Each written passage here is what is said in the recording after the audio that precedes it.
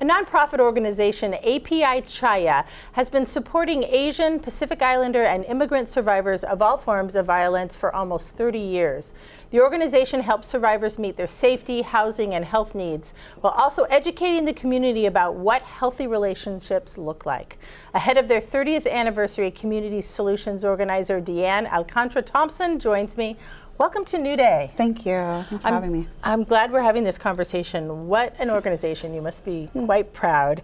Tell us all about API Chaya and what they do. Yeah, so API Chaya was founded about 30 years ago, and we started because 3 women were trying to come together and support each other.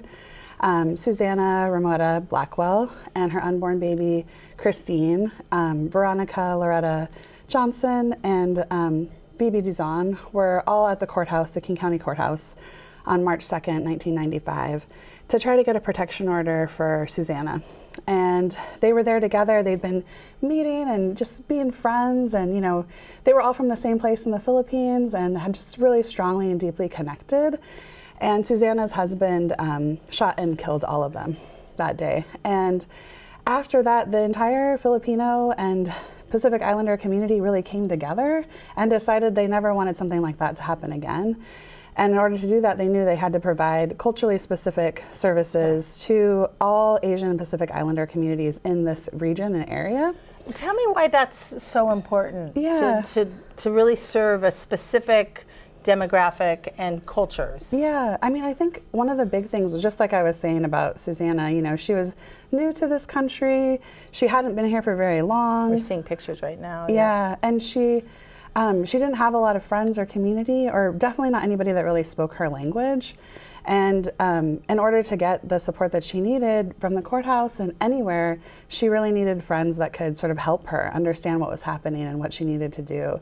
And I think that that's one of the big things, is just being able to get support for like really essential services, but not have to explain everything about what you eat and how you dress and where you go and where you do your where you go to church and what everything in your life looks like.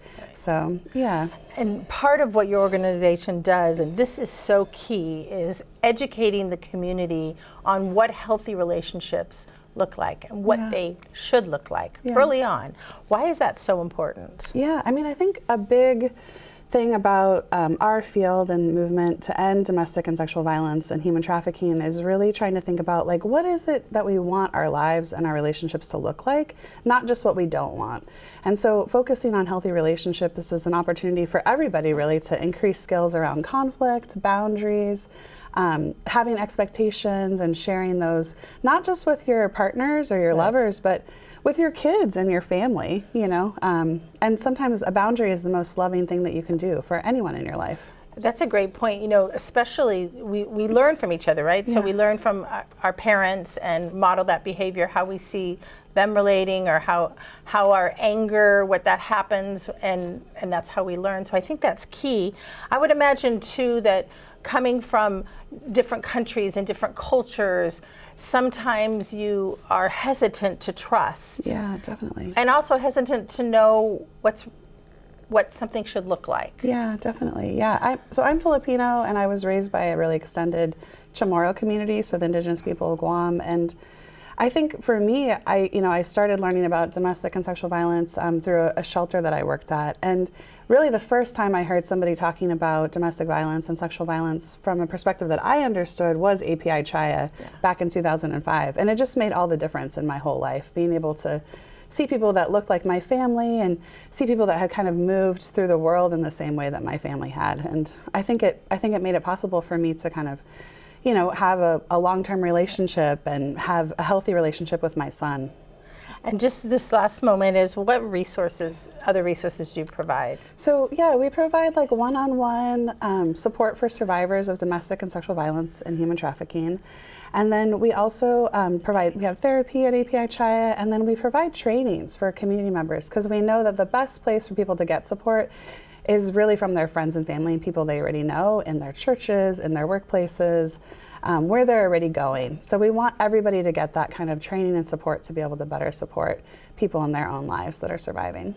Absolutely, and that candlelight vigil is so important. I know it's Yeah. been 30 years, Yeah. but to remember these three women and how it started this Yeah. organization is so key and so important. Thank you so much.